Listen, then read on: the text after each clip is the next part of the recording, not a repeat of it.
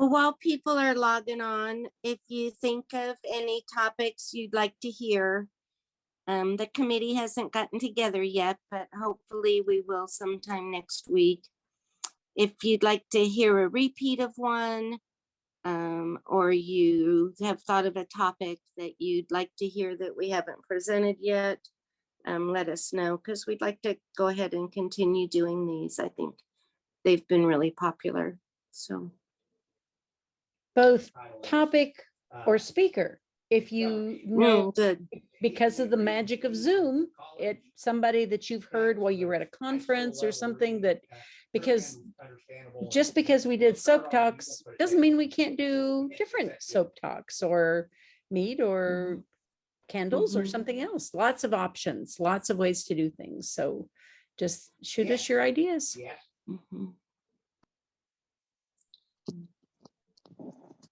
I was thinking dipping candles, because that wasn't something that Gary and Ginger did. They just did molded, didn't they? Yes, I would like to do this place to learn. So You also do one on infusion, honey? I couldn't hear that. I'm I didn't sorry. hear. Yeah. Did you do one on infusing honey? Yes. But we could have someone else do it. We had Chad and the guy who did creamed honey. Didn't we have those in the same talk? I forget his name, from kind of Western Kansas. Becky, I forget. The one he makes Hey, you did. Yes, I know exactly. I can see his face, and why can't I say his me name? too. It'll pop in. But we did have it, so it should be on the website, but that doesn't mean we couldn't find someone else to do it again. I mean, I think if we do them again, I'd kind of like to find a different speaker so we hear something kind of different, but. Another one that I was thinking about, there are some people who like seal their hives with wax. Oh, wrapping, like winterizing. So these talks aren't really beekeeping talks, they're value added talks. And so that's kind of a different. No, it's wax. Oh, the beeswax wraps. No. Oh, that okay. Cloth wraps for food wraps. No, dipping your hive bodies in wax instead of paint. You know, I know that Bill Venduska down in the Wichita area used to do some kind of a dipping thing with his hives. Do you remember what that was about? I don't remember. Pine rosin kerosene. But you know, maybe we could get Clint to do some infused or some of those things. Oh, Clint Walker? Yeah. Oh, that'd be cool. Well, or he always owes us favors. that's a good person to have. Oh, yeah, but we saw them dipping while we were at a meeting in Austin once. They did a tour there, and his guys were dipping. That's what made me think of him. Anyway, well, shall we? Let's do. Yep. Okay. Well, the take-home message for tonight is that you can do it. And that is, you can make a wine or a mead as good as the commercial wineries can, because you are dealing with 5-gallon carboys as opposed to 10,000-gallon tanks. And you can be more responsive, and you can tweak your wine whenever you want, where they don't have that leeway. So I'm just here to give you a little encouragement that if you've thought about making wine or mead, you really can do a excellent mead or wine. A little background, years ago, I was driving through Missouri, and I stopped at a winery there and had some wine, did a wine tasting, and I had some blackberry wine, and it made quite an impression on me. I knew that this is something that I wanted to do. and picked up a book in the gift shop, and that's kind of where my journey started. So let's talk about mead. It is referenced in the ancient cultures of China, India, Greece, and Egypt. The earliest documentary evidence suggests that a fermented honey beverage was drunk in India some 4,000 years ago. The ancient Greeks called mead ambrosia or nectar, and it was believed to be the drink of the gods descended from the heavens as dew before being gathered in by the bees. The mythology of mead exists in our culture today, unnoticed by most. The very term honeymoon comes from the ancient tradition of giving bridal couples a month's worth or moon's worth of honey wine. This was long ago thought to ensure virility and fertility and a fruitful union. So, like beekeeping, wine making has its own terms and terminology. So we're going to talk about those terms so you're not left scratching your head. And for tonight or in the future, if you decide to make wine or mead, you will hear these terms constantly. So we're just going to tackle them and move on. We're going to talk about the equipment that you're going to need to create a mead. And then we're going to step through the complete process and make a mead, a persimmon melomel, and a blackberry melomel. And then I'm going to give you a blueprint that's, I don't like to use recipes because the recipes are very rigid, and we're going to use a blueprint where you can decide things and not be held to a recipe. So let's talk about what we're trying to do. We want to appeal to all five senses when we make a wine. We're obviously appealing to taste. We want it to be memorable and enhance the moment. We want it to be visually appealing. We don't want things floating in our wine. And we want to have it smell appropriate for the type of wine. If we're making a honey mead, a mead, I should say, we want it to smell like honey. And if we want to make a blackberry mead, we want it to smell like blackberries and honey. And touch, we want to add interest and mouthfeel. And the best example I can come up with this, if you look at the note on the bottom, wines that are higher in acid provide a nice feel on your tongue. And the example is two of my favorite wines. These are German white wines. They're a little bit on the sweet side. It's a Gewürztraminer and a Riesling. And if you've had these wines, or really any German white wine, when you taste it, it has kind of a zing to your tongue. And that's not CO2, that's the acid, and it gives it a nice little mouthfeel. And the sound, I kind of had to reach for this one a little bit. That maybe you could say the sound of the cork being removed or the sound of the wine being poured. So the definition, kind of a general definition of wine: an alcoholic drink made from the juice of grapes. An alcoholic drink made from plants, fruits other than grapes is an alcoholic drink typically made from fermented grapes. Yeast consumes the sugar, the grapes, and converts it to ethanol and carbon dioxide. Well, we're gonna make a mead which doesn't have grapes in it, but yeast consumes the sugar and converts it to ethanol and carbon dioxide. So there are many mead varieties, some which I learned this week as I was putting some of this together. The top left is a traditional mead brewed with honey, water, and yeast. So when we talk about mead, we're talking about honey, water, and yeast. And if you go to the second row down, there's another variety called Metheglin, and that's brewed with spices. You could maybe nutmeg, cinnamon, vanilla. This is what we tasted up in Lincoln, Becky and Steve. Hal Schramm was really good at the Metheglin. And moving to the right on the second row is Melomel, which is a honey wine brewed with fruit. And then if you go to the third row, Rhodamel, brewed with roses and rose hips. There's Coffeeamel, brewed with coffee. Now those two I had not heard of. And then Sicer, of course, which is brewed with apples. So there are many mead varieties out there. So let's talk a little bit about terminology. When we talk about mead, we're talking about honey only. If you want to call it a honey wine, that's perfectly acceptable.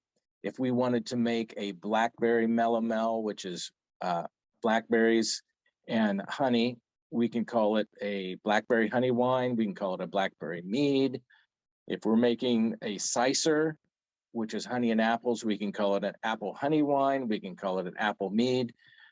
All of those are perfectly acceptable and interchangeable.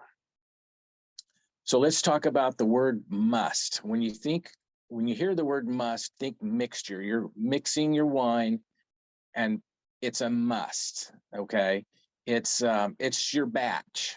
Must, from the Latin vinum mustum, young wine, is freshly crushed fruit juice, especially grape juice that contains the skin, seeds, and stems of the fruit.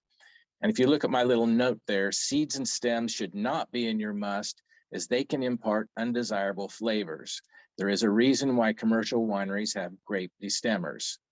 So if your fruit is such that you can remove the pits and the seeds, you should do so. Like a cherry wine should have the pits removed, peach, nectarine, remove the pits. Some fruits, that's just not possible. The top picture is a persimmon wine, a persimmon mead, a persimmon melomel. It's got a lot of seeds and they're very slimy, and I just did not feel like picking through all of that. So they're sitting in a tie bag right now. The next term is carboy. It's just nothing more than a large container for liquids. Note at the bottom, use glass carboys. Plastic may impart undesirable flavors as alcohol acts as a solvent. 5-gallon carboys are the most common.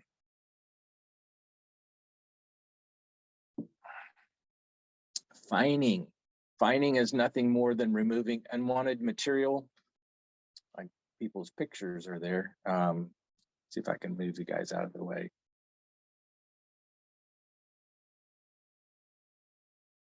How can I move people? There you go.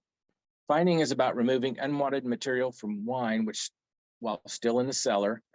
Fining removes colloids, which are molecules that include tannins, phenolics, and polysaccharides. The fining agent binds to the unwanted particles in the wine, which means they become sizable enough to be filtered out. So we'll go through fining in a little bit, but basically it's a chemical additive that binds with things in your wine to make them less hazy. The lees, that wet, dense pile of residual mass is what's called the gross lees. It's a mix of dead yeast, grape skins, seeds, stems, and tartrates, which is then racked off and discarded. So in my picture, you can see the lees starting to form at the bottom of those carboys. It's kind of a light goo, and that is something that is perfectly normal when you ferment. So you're going to hear the term primary fermentation. A wine fermentation has. Is there a question? A wine fermentation has two distinct stages, primary and secondary, also sometimes described as aerobic and anaerobic. Primary fermentation occurs initially in the presence of oxygen. In this phase, yeast is multiplying rapidly. So we have a plastic bucket that is serving as our primary fermentation bucket. There's no airlock used for primary fermentation because the airlock hole, there you go, not used in primary fermenter. So that little black hole on the lid of that bucket is for an airlock, but I don't use that because primary is aerobic and we're encouraging oxygen at this point. So I just put the towel over the hole to make sure that critters can't get in it like fruit flies and whatnot, and oxygen can still permeate. Secondary fermentation is anaerobic, and that's where you're going to put the fermentation in a carboy and put the airlock on it because now we do not want oxygen. In this phase, yeast is producing alcohol primarily. Racking, this term, let me get you guys out of the way. The term racking means moving wine from one vessel to another. This can be from tank to barrel, barrel to barrel, barrel to tank. Racking can be done to serve multiple purposes. It can be used to transfer from primary to secondary. Now, the picture that you see is wine being transferred from the primary to the secondary. So we're just moving wine. Or you can use racking to transfer to remove sediment, which we will do later on in the presentation, or we can transfer to a bottling bucket. And then back sweeten. You'll hear this term, sweetening your wine after fermentation has completed. When your wine is, when all the sugar in your wine is consumed, you may want a little bit sweeter wine. And so you can actually add sugar back into your wine under one condition. Your wine has to be stabilized, which is a fancy name for it's not going to be able to ferment anymore. So you're going to add a chemical that blocks fermentation. So then you can get the wine, the sweetness you want. You can back sweeten with honey or cane sugar. If you back sweeten a clear wine with honey, your wine will most likely become hazy again. So just a little note there, and we'll talk more about that. Okay, let's talk about the essentials. This is equipment that hardware that you absolutely need. You're going to need a 6-gallon plastic bucket, one for sanitizing and one for fermenting. And you would think a 5-gallon bucket would be just fine, but there's not enough room in a 5-gallon bucket. You're going to need room for the fruit. If you decide to add fruit, you're going to need room for to stir the wine. So go to a fermenter supply and get a 6 or 7-gallon fermenting bucket. You're gonna need a plastic spoon. I like plastic because stainless steel will scratch your plastic, and that's not good. Funnels are nice, and a tie bag, which is basically just a mesh bag that you're going to put your fruit in or your spices, and you're gonna take a rubber band and you're gonna tie that closed, and that's gonna go in your must, and that's gonna flavor your must. You'll need various forms of sizes of plastic tubing, and then you're going to need an auto siphon. And these things are so nice. The auto siphon, pumping the racking cane at the top of the auto siphon several times, primes the tube and starts the siphon. It's a better sanitary option than trying to start a siphon with your mouth and getting germs in your must or in the tubes. But these things are well worth their money, and they're pretty cheap. Hydrometer. Nice to have a spare in case one rolls off your desk at 3 o'clock on a Sunday afternoon. So always have a spare. A hydrometer is a glass tube with a weight on one end. Its purpose is to measure the difference in gravity, the density between pure water and water with sugar dissolved in it. If the hydrometer is placed or floated in water at 20 degrees C, it will read 1.0. So what we have here is a glass container for the sample, a sample container that has your wine in it or your must, and we're floating an hydrometer in there, and it shows 1.05 right now. If that had no sugar in your sample, that would be all the way down to 1.0. But that's riding higher in your sample, which tells me that there's sugar in there. And if you take that hydrometer and move it just slightly on the back side of that hydrometer, there's a different scale, and it's a sugar scale. And potential alcohol scale. And it will say 6% alcohol. So we know that at 1.05 specific gravity, we can create a wine that has 6% alcohol if the yeast consumes all the sugar. So the hydrometer doesn't say how much alcohol you have in it. It tells you how much potential alcohol you can create. Read the specific gravity to determine potential alcohol to be created, assuming yeast consumes all the sugar. Hydrometer contains a scale for specific gravity and percent alcohol. Think of hydrometer reading as a photograph in time of specific gravity. You need 2 readings, a before and after, to determine the alcohol content.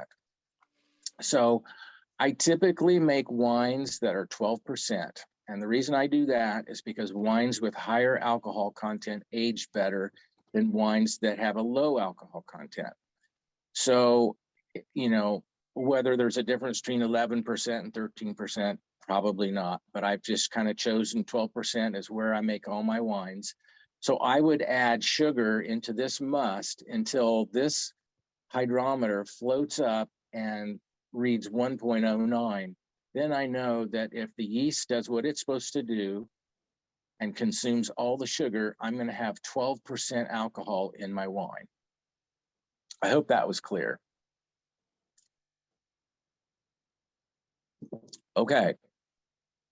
You're going to need bottle brush, a carboy brush, and a bottle washer. The 2 on the left, we've got a bottle brush, we've got a carboy brush, and then the third one coming from the left is that big brush, and it's also a carboy brush. Do not buy that because they're completely worthless. They need to have an angle to them or they will not hit the sides of the carboy. So it looks really fancy, does absolutely no good. And then a bottle washer. This is what a bottle washer looks like attached to your sink. It uses a 3/4 inch hose thread, so all sinks may not be able to accept that. This is kind of a farm sink, and you may have to get an adapter if you don't have a farm type sink with a hose thread. But this shoots water right up into the bottle, and it does a great job of rinsing and cleaning your bottle. You're going to need a 5-gallon glass carboy, probably 2. And from the far right, that's a 5-gallon. Moving to the left, that's a 4-gallon. And then we've got a 1-gallon and a 1/2-gallon jug. And the reason why these are important is every time you rack your wine, you lose a little wine. So use smaller jugs to preserve wine overage so it can be added back to larger carboy after racking. So when you take it from the primary into the secondary, you may have more than 5 gallons. You put those in those small jugs, and later on you can use that. So your headspace is a lot less in those 5-gallon carboys. Air is not your friend after primary fermentation. So we want to have headspace that goes almost all the way to the top of those carboys. Then you're going to need rubber stoppers and air locks. There's 2 styles here. I've never used the one on the right. It's probably just fine. I just have the ones on the left. And then bottles. Do not go to a fermenter supply and purchase bottles. They will not be attractive. They will be expensive. And there's places around town that sell bottles with really good stuff in them. So check those out. It's called a liquor store. So get your bottles there. And then this is one instance where a 5-gallon bucket is nice. This is for filling. When you're completely done with your wine, it can go in this bucket. The spigot can attach through the 1-inch diameter hole that you've drilled. And you've got a bottle filler, which is a nice little cane there with a black tip. And you can insert that into the bottle. And when the bottom touches the bottom of the tip, touches the bottom of the bottle, it'll flow into the bottle. So you can control how that bottle is filled really well. It's a nice system. And then a bottle corker. Get a good one. Don't get frustrated with something that doesn't work for you. I had one that wasn't a floor model and just struggled, and I went out and I got a good one, and they're worth their weight in gold. So those are the essentials. These are the non-essentials. If you're doing an apple wine, a Sicer, you definitely do need a fruit press. Anything that's a hard fruit like apples or pears, you will need a fruit press. There's no way you can crush those fruits by yourself. You'll need some mechanical help. For a normal fruit wine with using blackberries and strawberries, it's not critical that you have one. A wine filter is super nice. They turn your wine from clear to brilliant. If your wine is clear and you're happy with the way it looks, then you don't need a wine filter. But if you want to go that extra mile, a wine filter is really nice. They're maybe $150 now. And this is how they work.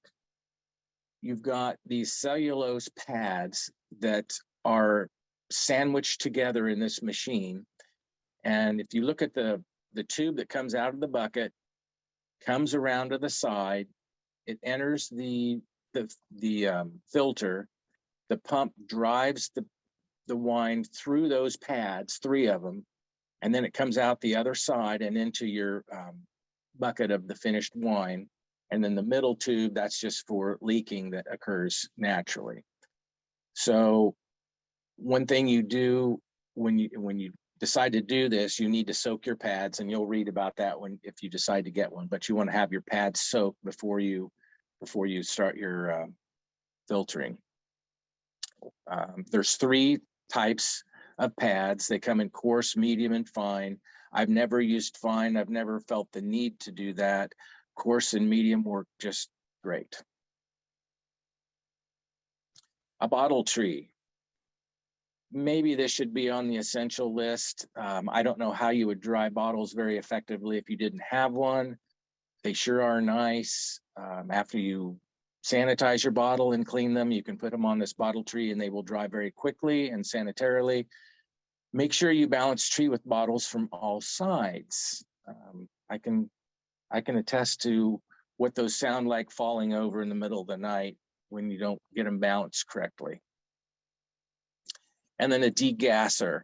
This is something that attaches to your drill, and those little fins come out, and you can use it for oxygenating your must or removing CO2 before bottling. And so if you were going to use this to oxygenate your must, you would put those little fins right at the air interface of your must and air, and you would kind of like drive air into your must because oxygen's good in your primary.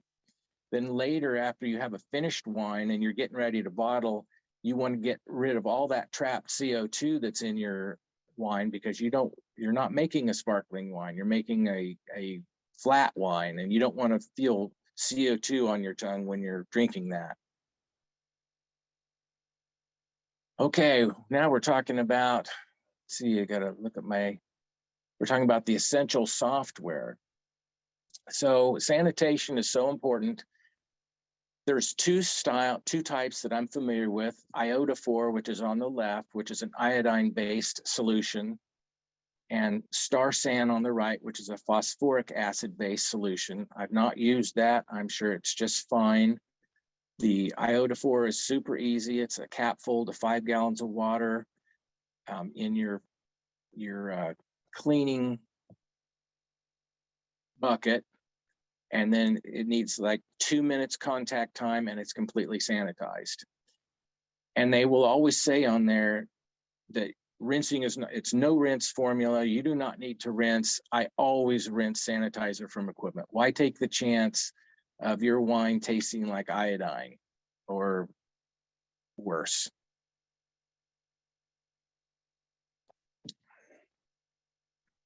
Yeast. Make sure your yeast can handle the alcohol produced. There's so many different types of yeast. I haven't even scratched the surface. I found 2 that work well for me. Occasionally I'll try something else, and I'm always satisfied there too. Some yeast, these are yeast that are bred specifically for wine. Some yeast cannot handle high alcohol around them, and they will die.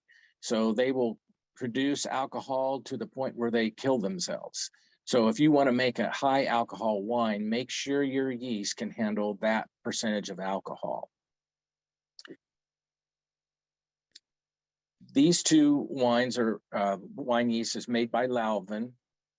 Each brand will publish a chart talking about illustrating the types of wine used for the type of yeast. And if you look at the top, those are the yeast varieties or the yeast species.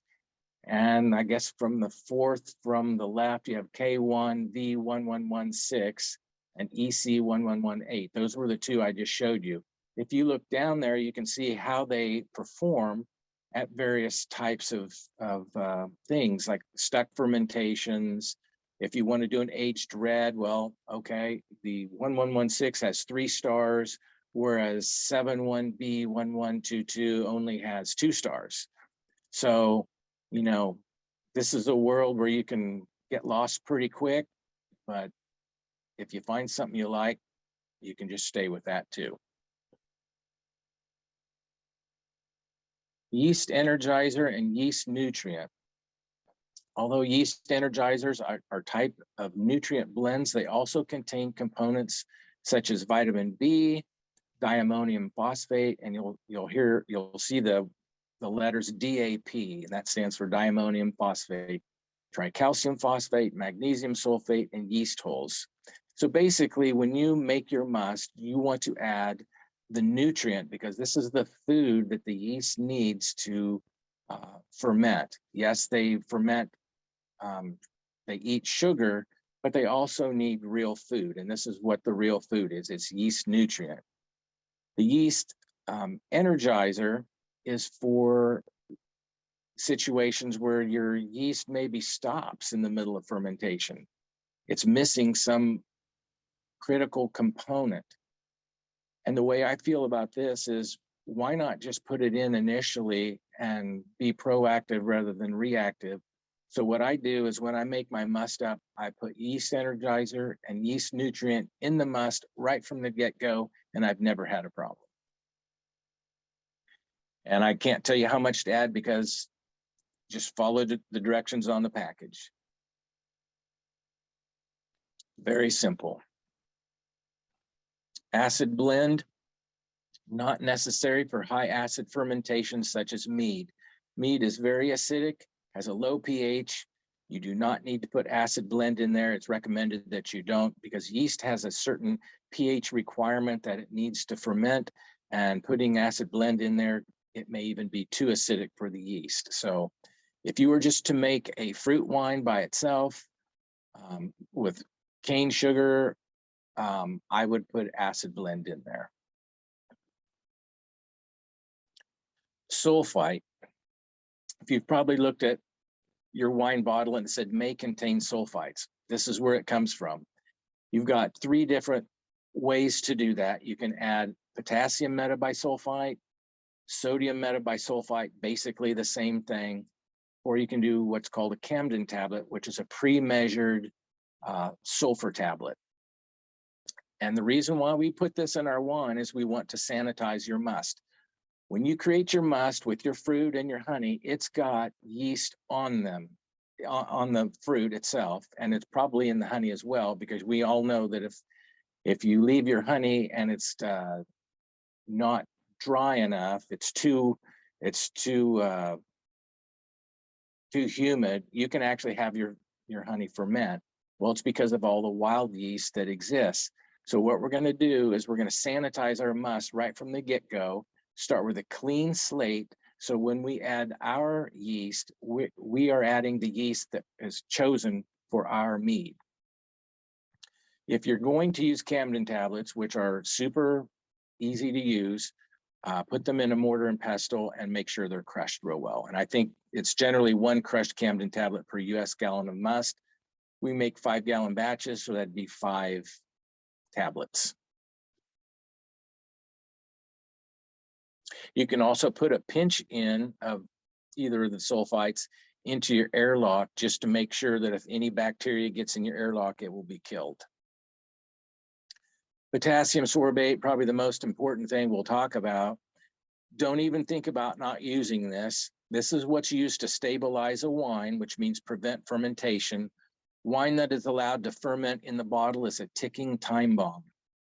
If there's any residual sugar in your wine and you bottle it and there's some living yeast cells in there, you've got a ticking time bomb. So we always add potassium sorbate before we bottle, and then we can be assured that fermentation will not commence. Pectic enzyme, if you are making a fruit wine, a melomel, I always add pectic enzyme if there's fruit involved, because fruit has pectin. Pectin produces a haze in your wine. You counteract it with a pectic enzyme. Am I going too fast? Someone tell me if I'm going too fast. I got the thumbs up from Becky. Okay. Okay, your carbohydrate source, 2 options, honey or cane sugar. Those are your only 2 options. I have made wine with brown sugar. I don't recommend it. It works, not real good. You're either going to use cane sugar or honey. Fining agent, we talked just a little bit about that. There's 3 that I'm familiar with: sparkaloid, bentonite, and there's another one called isinglass. And I put that down there kind of for amusement. It's a fining agent made from fish bladders.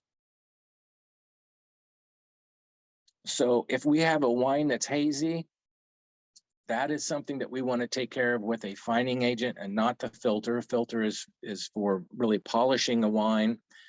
If the wine is hazy, we want to use a fining agent. I've had really good luck with sparkaloid.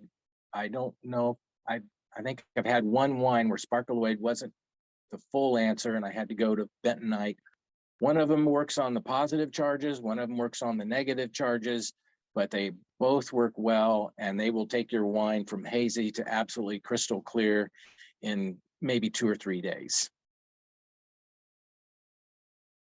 And then corks. I use synthetic corks. I like them a lot.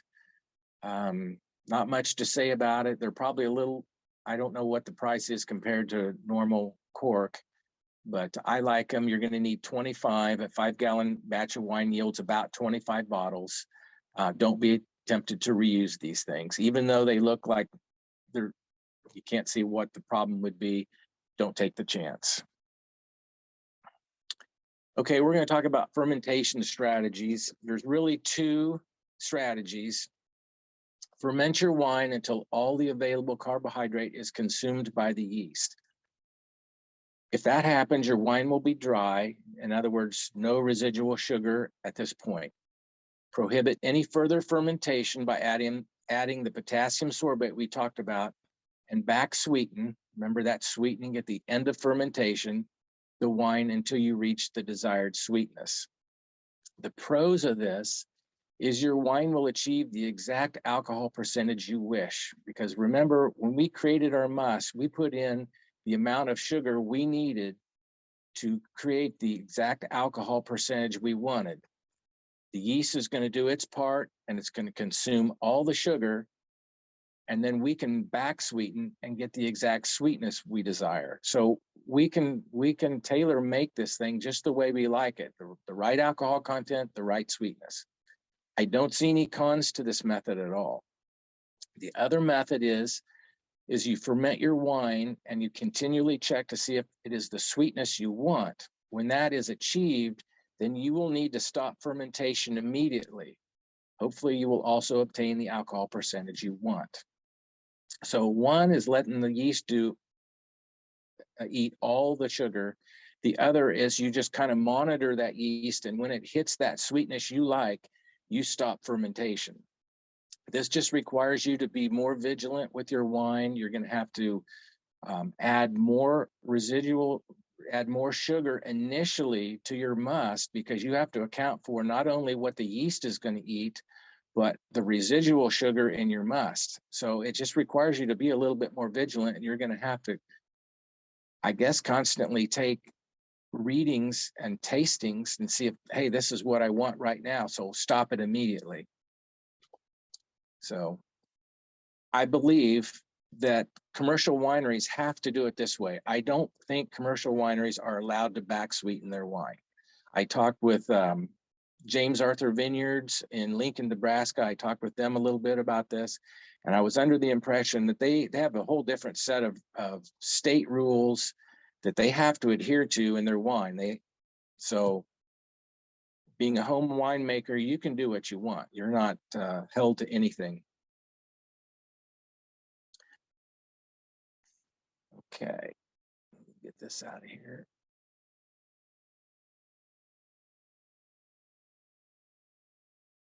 Did I go to, there we go. Okay, I don't know what my title is because all the people are blocking it. But, so we're gonna make a yeast starter. And what a yeast starter is, when we mix up your must, you heard me talking about, we want to sanitize that must. We want to kill all the yeast that is present on that fruit or that honey. And so we're going to add that metabisulfite. And when we do this, there's a 24-hour period between the time that we kill that wild yeast until we can add our own yeast. Otherwise, we're going to kill the nice yeast that we want to add. So we have to have 24 hours to wait before adding our yeast and let that sulfur, I don't know whether it degasses a little bit or changes to where it's not so potent. But while we're waiting 24 hours, why not have a yeast starter off to the side while it can multiply while we wait our 24 hours. So if you look at the left picture, I have a yeast starter, and it's basically just a half-quart jar of tepid water. You're going to add your package of yeast, and you've brought it from room temperature.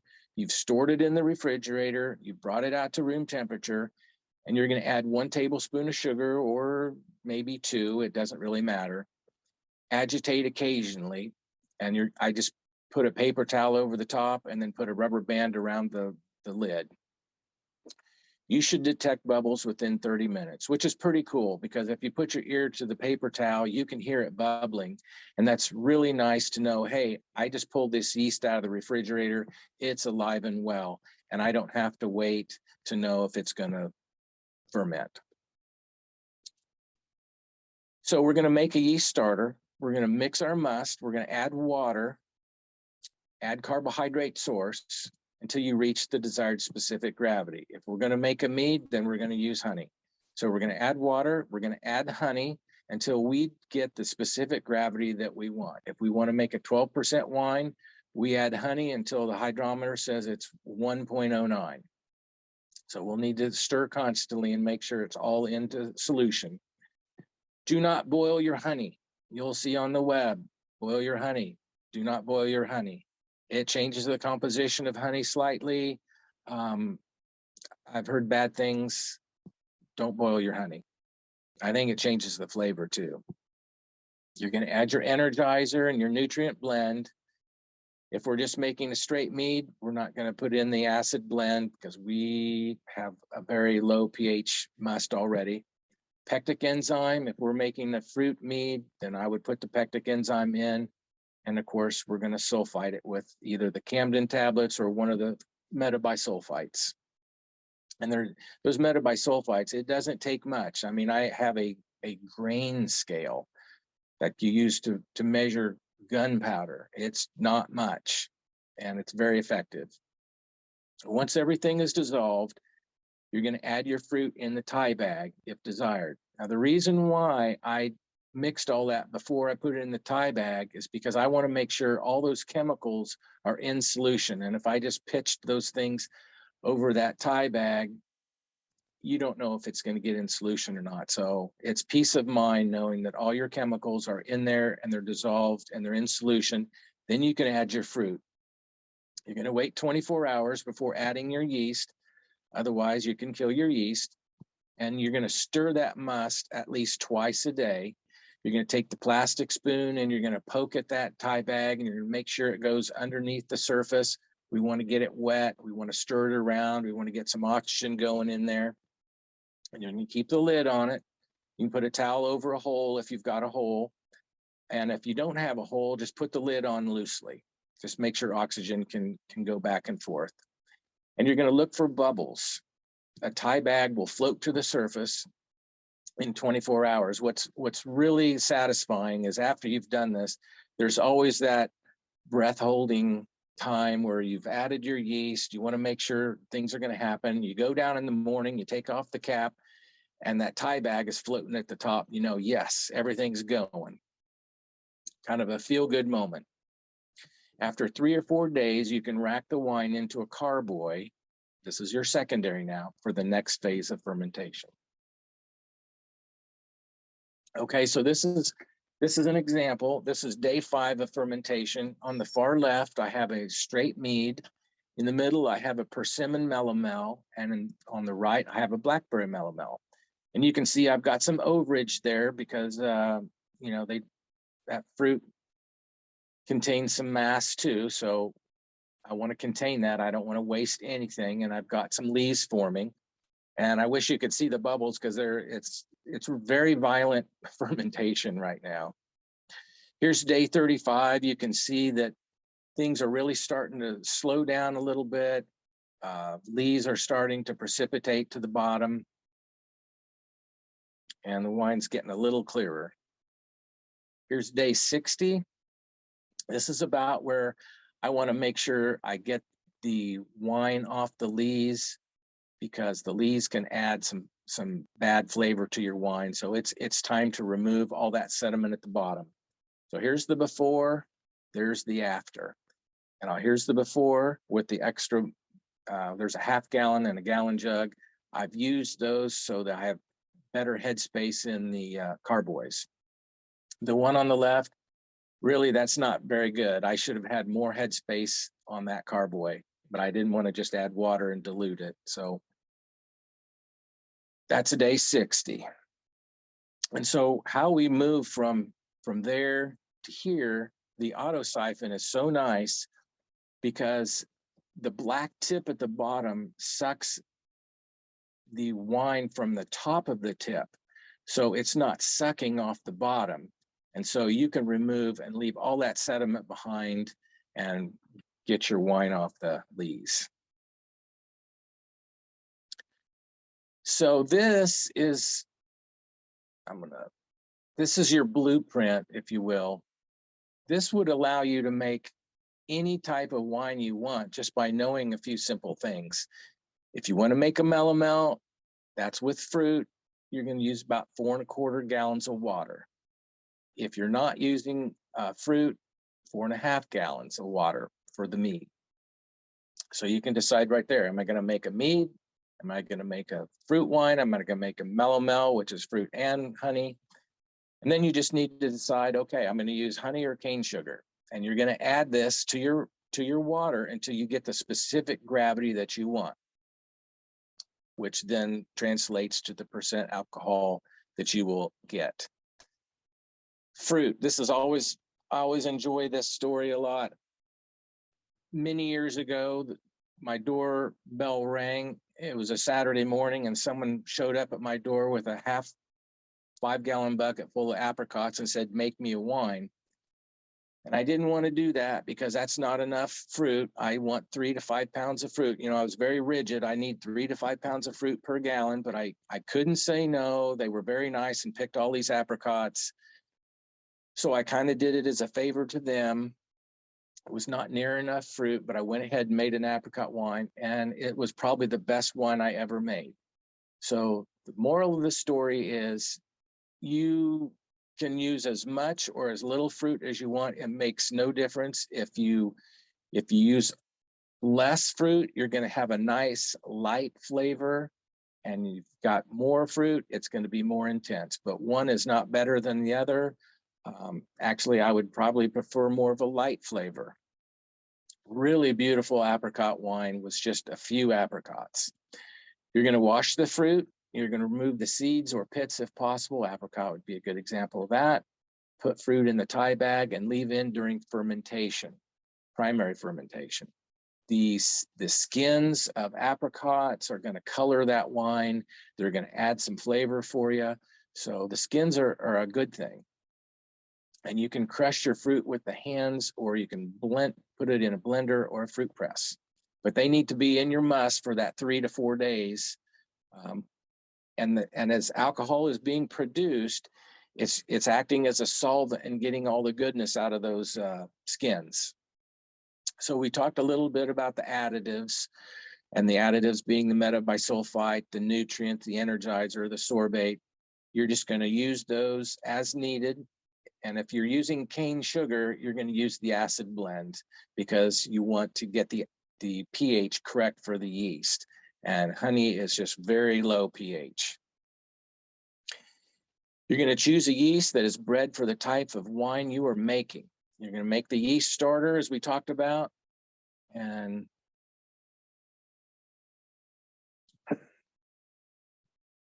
it's a great system. So the directions, again, make a yeast starter, mix up the water and additives. You're going to add your fruit and carbohydrate source to reach the target specific gravity. Then you're going to add your yeast to the must after 24 hours after sanitation.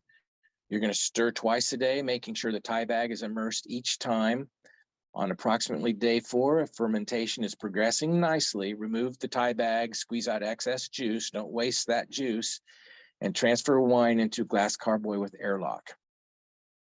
When fermentation has mostly subsided, 30 days, 60 days, it's just, you're going to have to make the call. You want to get that wine off the lees into a clean carboy and let it continue to ferment. And you're going to monitor until fermentation has completely subsided. And what that means is you're just not going to see any bubbles anymore. You can wait 5 minutes and there's just no movement. That's good enough. You're going to degas your wine. It's got trapped CO2 in there. If you own a degasser and this is a good time to use it, you can still make good wine without that piece of equipment. And then you're going to rack again, getting a little bit more lees. And so wine should be pretty clear at this point. Add potassium sorbate and stir well. Now you're going to back sweeten if you want a little sweeter wine.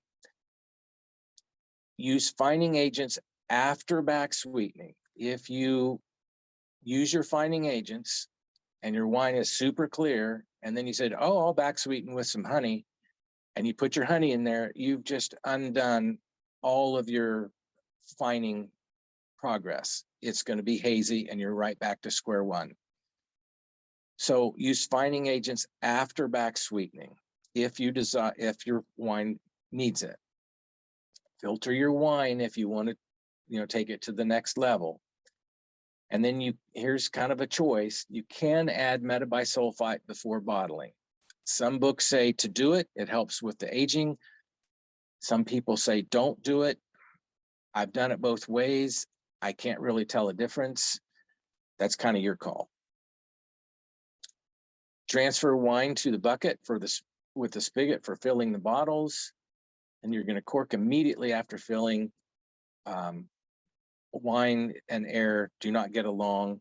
So once you fill it, cork it, in fact, if you can't cork it immediately, just don't get it ready. Don't put it in the bucket for filling. Wait.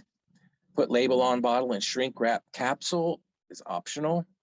I like to give the wine around 6 months from start to finish. I also prefer to have the wine age in bottles rather than in a carboy. Some people will have all these carboys around with all this wine. I prefer to have them in the bottles, and then I know that they're safe. So you can dress up your wine a little bit, have your bottle make a statement. You can create your own labels very easily in Microsoft Word and print out on an Avery label, or you can even get more fancy and have a thicker type label. You can really do some wonderful things on homemade labels. A capsule adds a professional touch, and these are so easy to put on. If you read their instructions, they say use a hair dryer or a heat gun. Do not do that. It does not work. The easiest way to do it is you put your capsule on your wine neck on the top. You put a spoon, you put it over the top to keep the capsule from falling out. You put it in the boiling water, count to 4, it snugs up around that bottle. It looks perfectly professional. Very easy to do. These are some of the wines that I have tried, I have made and fermented. I don't have anything bad to say about any of these, except I did not like the orange wine I made. It did not have any flavor. It was not good. I would probably not do that again. But you can see some of my favorites, apricot being probably the number one, persimmon at the top, Montmorency cherry, that's your classic pie cherry, everyone, cherry wine is a classic wine. Lambert cherry, Rainier cherry, kind of the gold cherry with a little blush on it. Wonderful wine. Apples. If you decide to make an apple wine, go to an orchard and get a variety of apples. If you just stick with one type of apple, you will not make apple wine as well. You want a variety. You want some varieties that are sharp, some that are sweet, and they all just work together. I've made banana wine. It's really good. It's really messy. And it complements other wines really well too. So if you make a banana wine and you make a cherry wine, why not mix them? And you can mix them when they're finished, or you can mix them while they're in the must. It doesn't matter. But banana is very messy because it will squish right through the tie bag, and you just basically got bananas in your must, and there's no way to get them out. Loganberry, very nice. Blackberry, raspberry, of course, beautiful. Strawberry. I have strawberries at home, and I think I just burned out on them. Marionberry, wonderful. Mango, wonderful. Boysenberry, wild plum. I've always wanted to try a watermelon, and this might be something where I make a watermelon and then blend it back with something else. And then I was in Maui a long time ago, and there was a winery, the Tedesco winery in Maui, and we had their pineapple wine, and it was fantastic. So my little get up on my soapbox about wine snobs, make the wine that you want to make and not the wine that people expect you to make. Or if you like a sweeter wine, you like a sweeter wine. It doesn't mean that you're less sophisticated, you're not as refined, your palate and all this stuff. Just make the wine that you want to make and don't listen to anybody. So when I mentioned that I drove through Missouri and I stopped at this winery and I had a tasting, and I said I grabbed something from the gift shop. That was the book on the right, the purple book, Winemaker's Recipe Handbook. There's a little bit of text in there, mostly recipes, but that's one thing that I grabbed, and it is an old book. And the center book is really, really good, and it came out in 1995, and it's still being sold. So, it stood the test of time. And then Ken Schramm, the complete mead maker. This is kind of the de facto mead making standard book right now. He's really knows a lot about meads, and that's a book that if you were wanting to pick up a book, that's probably one you should have. I was kind of digging around on the web today, and there's a ton of books. So I don't know how to direct you. These are kind of what got me started. The other thing is just trial and error, asking questions, talk to people who are also making wine, and bump your questions off of them, and you'll be fine. You can make a really, really good mead. This is a really, really clear mead that went through the filter. This is a 2018 persimmon. So I hope I didn't go too fast or get too crazy with the detail, but that's what I got. You guys can, if you have any questions at all, I'll do my best. Okay, I have a question for you. First, thank you. That was an amazing presentation. When you are using honey to get your 12%, Denise, you're kind of cutting out a little bit. it's probably my internet. I'm in the rural world. I can hear you fine right now. Okay. So thank you for your awesome presentation. That was really interesting, and I've learned so much. I can't wait. Good. When you are adding your honey to get to your 12%, just like about how much honey are you using? About 12 pounds. 12 pounds. Okay. All right. I was just I'm wondering. going to put that in there to give you a ballpark so you knew kind of what what range you were shooting for, but it's going to be about 12 pounds. Okay, and that's for like, That's a 5-gallon batch. got it. Thank you.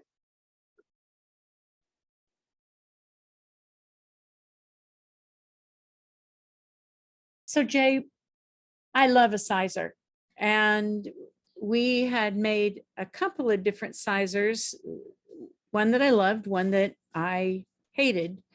And the one that I hated, we used grocery store apple cider.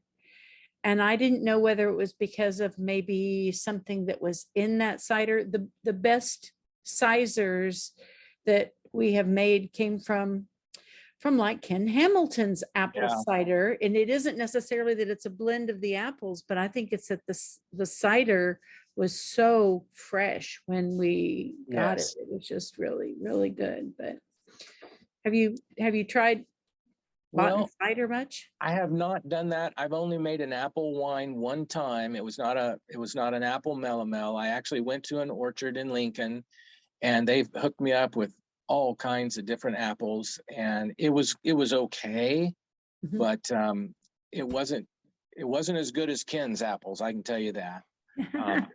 And I know that the cider that you get in the grocery store may have some preservatives in it too, as well.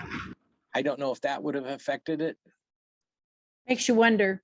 Of Yeah. Ken's meads that we got to taste when we were up there, the one that I thought was most surprising and that I truly enjoyed was one that he seasoned with pepper. Wasn't that, Oh. didn't he have a pepper mead that was, did you try that? It was, I don't recall that. I think I recall one that had some nutmeg in it, yeah, he had. and that was phenomenal. Yeah, one with black peppercorn, and oh, I couldn't believe it. So anyway, yeah, try different things. I think I called him Hausram, but it was, and what was his first name again? Ken Shrimp. Ken Schram. Yeah, you can kind of Very be good. very creative in what you try and what you mix up. There's all sorts of things. It's cooking, basically. Hey, Jay, could you talk a little bit more about the process of back sweetening a little bit more? Okay. Basically, you're doctoring your wine that's completely done with fermentation. It's at 12%. It's really dry. I'm not a fan of dry wines. I want it to taste a little bit more like the fruit. So you're basically just adding honey or cane sugar back to your finished wine to get at that taste that you like. One thing that's kind of interesting is I got it the taste that I wanted, the sweetness that I wanted. I put a hydrometer in there and I noticed what that value was, and I kind of made a mental note. And in the future, I've done that over and over again, and it always comes to about the same spot. So I can almost do it without even tasting it. I said, this is the wine sweetness that I want. Now, when you do sugar, do you dissolve it first before adding it? No, You just add it straight in. straight in. Okay. Okay, and the fermentation has already stopped, so adding sugar isn't going to make it begin to ferment. You've already done the calcium. That is correct. Just make sure that you get it into solution, potassium sorbate, and then I always wait a little bit. I don't just add the potassium sorbate and here comes the sugar. Right. I wait maybe the next day just to make sure everything is in the way it should, in solution. Okay, so I've had a few bottles after I bottled them and I put them in my wine rack, and I've gone down later and the cork has popped across the room and all of the wine has dribbled out. What did I do wrong? Did you add your stabilizer? And that is the Potassium Camden. sorbate. Yes. No, that's the potassium sorbate. Yes, the potassium sorbate. Yes, I got those two mixed up. Yes. I did do that.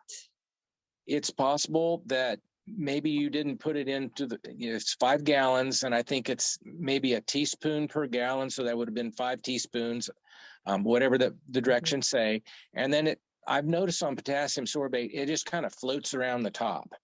And you Uh-huh. really have to kind of work at it and to get it down into solution. It's very buoyant. Okay, so maybe I didn't get enough of that added in there then. Right. That's the only thing. I've never, ever had a problem with that. And so that I feel pretty confident that if you put that in at the right dosage, you're going to be okay.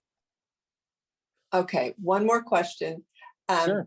The blueprint that you had, is that something that we can get our hands on?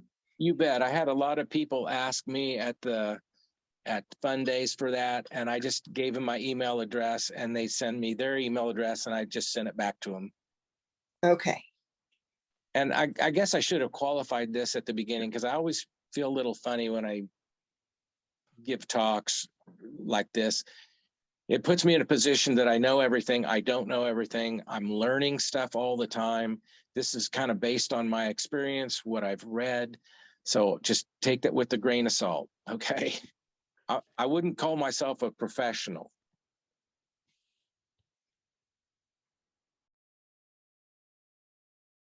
My email address is jay.m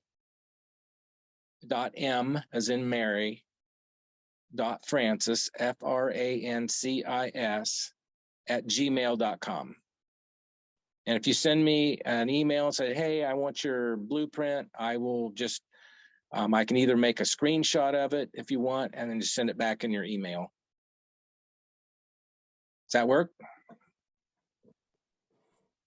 And just as a reminder, these are all recorded, and they'll be available on the Kansas Honey Producers website at kanshoneyproducers.org. Do you want to take a screenshot? Do you know how to do that? I can just leave this up here and just take a screenshot if you want. Okay. And then you're always welcome to email me if you have a question. I may or may not have an answer, but. Yeah, well, that would be good. There's been a lot of times when I've just sort of felt like I was floundering. So.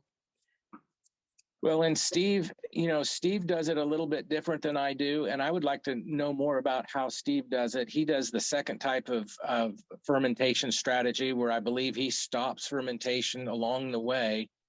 And I just need to find out more about that, because I really don't know what his method for stopping fermentation is. I've heard you can take your carboy and just park it in the refrigerator and stop it that way temporarily until you can get some metabisulfite in there to kill the yeast. You can, filtering probably helps too. Obviously the potassium sorbate. So I need to get with Steve and find out what his method is a little bit. But Steve was here, but he just walked outside that guy. during questions. Yeah, he was, so I can't ask him.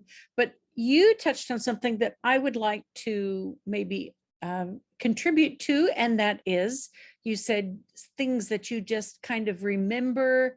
Well, whatever Steve does, he doesn't remember, because sometimes Steve makes a batch that is phenomenal and the next batch will be really not. So I would encourage anybody who's doing this to write it down, what you did and when you did it, so that when you make that wonderful, wonderful batch, you can do it again. Yeah. Steve can't always. Well, and I don't know if I mentioned this in my talk, but one reason why I don't typically like how to make books on wine or mead, 80% of the book is just on recipes. And if you just know this blueprint, you don't need a recipe. They could take you down the road and say, you need this, exactly this much fruit. Well, if your fruit's super sweet, maybe you don't need that much fruit, So I can think better if it's more of a blueprint, and the thinking's kind of done for you at that point. If you just understand the guideline of what you're trying to do, then you really don't need a recipe. Because I found that I was just going through those books and it's the same thing over and over. The only thing different is the name of the fruit in the recipe. So.